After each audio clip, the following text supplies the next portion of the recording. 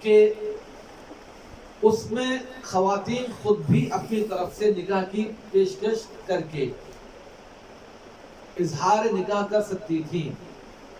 ہمارے معاشرے میں کہیں تو یا تو ایک گروہ ایسا بن گیا ہے کہ کہیں لبرل کا لیبل لگاؤ گے، لبرل ہے تو بالکل out of limit, out of control, اور کہیں مذہب کی وہ پابندی ایسی ہے کہ اس کے اندر بہت ساری چیزیں، معاشرے کی پابندی ایسی سمجھی جاتی ہے کہ بہت ساری جائز چیزوں کو بھی ناجائز کے کھاتے میں ڈال دیا جاتا ہے. ورنہ اس زمانے میں یہ ہوتا تھا کہ بس اوقات کیا بلکہ اکثر اوقات خود اگر خاص طور پہ وہ مطلقہ بیوہ جس کو فقہ اصطلاح میں سیبہ کہا جاتا ہے، سیبہ وہ کہلاتی ہے کہ یعنی جن کی ایک دفعہ شادی ہو چکی ہو، اب اس کے بعد طلاق ہو گئی یا خدا نخواستہ بیوہ ہو گئی، تو ان کے احکامات میں کنواری کے احکامات میں فرق ہے. تو بے شمار مثالیں ایسی ملتی ہیں کہ وہ خود سیبہ، اس کے تو اختیار ہے کہ اپنے نکاح کا فیصلہ کر سکتی ہے، اور ایسا ہوا کہ سیبہ نے بہت ساری جگہوں میں خود نکاح کی پیشکش کی. سامنے اگر ضرورت محسوس ہوئی تو نکاح کر لیا گیا، اور اگر نہیں محسوس ہوئی تو معذرت کر لی گئی. اسی طرح بہت سی خواتین جو اسلام کے بعد جن کے شوہر جہاد کے اندر شہید ہو گئے اور وہ بیوہ ہو گئیں، تو ان کو یہ خوف نہیں ہوتا تھا کہ ہمیں پوری زندگی بیوہ رہنا ہے اور ہمارا کوئی نکاح نہیں ہو سکتا تھا، بلکہ اسلام نے ان کے لیے بھی ترغیب دی، اور اتنی بھی ترغیب دی کہ قرآن کریم میں کہا گیا کہ تم ان کو براہ راست پیغام نکاح تو نہ دو چونکہ عدت میں ہیں، لیکن تم اشارے کنایے میں ان کو نکاح کا پیغام دے سکتے ہو. اور اقرنتم فی انفسکم، کنایہ کہا جاتا ہے، اشارے کنایے میں نکاح کا پیغام دو، جب ان کی عدت پوری ہو جائے تو ان سے نکاح کر لو. تو وہاں یہ ہوتا تھا کہ کوئی بھی خاتون مطلقہ یا بیوہ نہیں رہا کرتی تھی. اکثر خواتین کا آپ پڑھیں گے کہ وہ کئی ان کو نکاح، یا اگر بیوہ ہے تو پھر ان کا نکاح پر نکاح اس طرح ہو جایا کرتے تھے. ہمارے معاشرے میں عموماً بیوہ کے نکاح کو خاص طور پہ بہت بڑا معیوب سمجھا جاتا ہے. مطلقہ کے بارے میں پھر بھی اب کافی حد تک گھر کے بڑے بوڑھے کنسیڈر کرنے لگے کہ اس کا رشتہ دیکھ لیا جائے، کر لیا جائے، لیکن بیوہ کے متعلق اکثر یا تو شوہر کے گھر والے اس کو بہت معیوب سمجھتے ہیں کہ بھئی یہ نکاح کرے گی، یا جائیداد کے مسائل کی وجہ سے اس کو بٹھا کے رکھتے ہیں، حالانکہ ایسا ہونا نہیں چاہیے. تو اسلامی تاریخ کے اندر ہوتا تھا کہ نکاح کر دیا جاتا تھا اور نکاح ہو جاتا تھا، ہر خاتون آباد رہتی تھی. نکاح کا بنیادی کانسیپٹ معاشرے میں پاکیزگی کو پھیلانا ہے، رواج دینا کہ بے راہ روی سے، غلط طریقوں سے معاشرہ بچا رہے. یہاں پہ ایک اہم پوائنٹ یہ سمجھا دوں، اسلام نے تمام چیزوں میں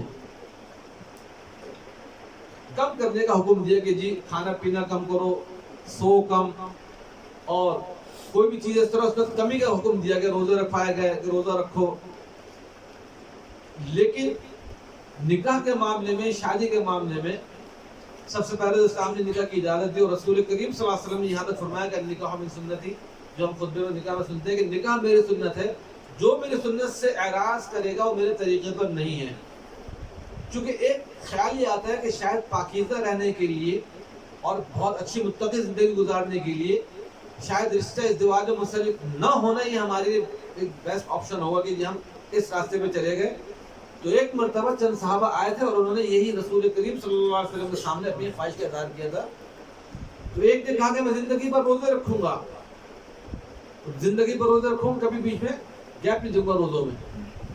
دوسروں نے کہا کہ میں اپنے آپ کو نامرد کرا لوں گا، کبھی نکاح نہیں کروں گا. رسول کریم صلی اللہ علیہ وسلم ان کی گفتگو اپنے حجرہ مبارک میں سن رہے تھے. وہ آئے تھے حضور کے در دولت پر اور دستک دے کے ام المومنین ان کو مخاطب کیا کہ ہم رسول کریم صلی اللہ علیہ وسلم کے معمولات زندگی پوچھنا چاہتے ہیں کہ آپ کی حیات مبارک کے معمولات کیا ہیں. تو دو زوجہ محترمہ موجود تھی، انہوں نے بتا دیا کہ یہ آپ کی زندگی، آپ ہم سے خود گپیاں بھی فرماتے ہیں، ہم سے بیٹھ کے بات چیت بھی کرتے ہیں، ہمارے ساتھ کھانا بھی کھاتے ہیں، اور نیکیاں بھی بتائے، روزے بھی رکھتے ہیں، راتوں کو قیام بھی فرماتے ہیں، ہمارے حقوق بھی ادا کرتے ہیں.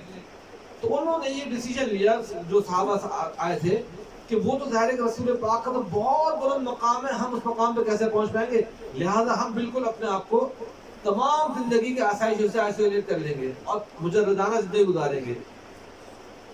ایک نے کہا کہ میں بالکل جنگل میں چلے جاؤں گا، راہبانہ زندگی گزاروں گا. 3 کا تقریباً ذکر ملتا ہے.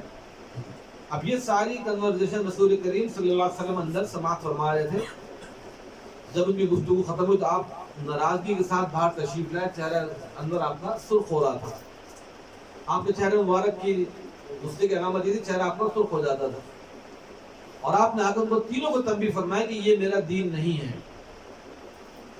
نکاح میری سنت ہے, جو میرے سنت سے اعراض کرے وہ میرے راستے پر نہیں ہے.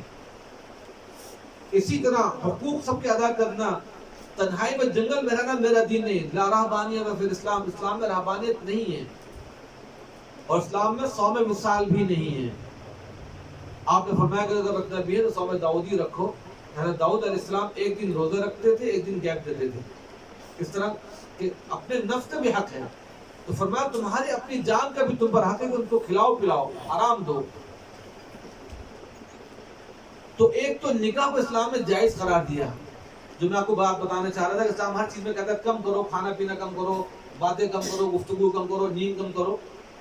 لیکن نکاح کے معاملے میں اسلام نے یہ نہیں فرمایا کہ نکاح کم کرو. اس میں نکاح کے لیے 1 2 3 4 تک کی اجازت دی گئی کہ 4 نکاح کر سکتے ہو. اور اگر تم عدل نہ کر سکو تو فواحدۃ, او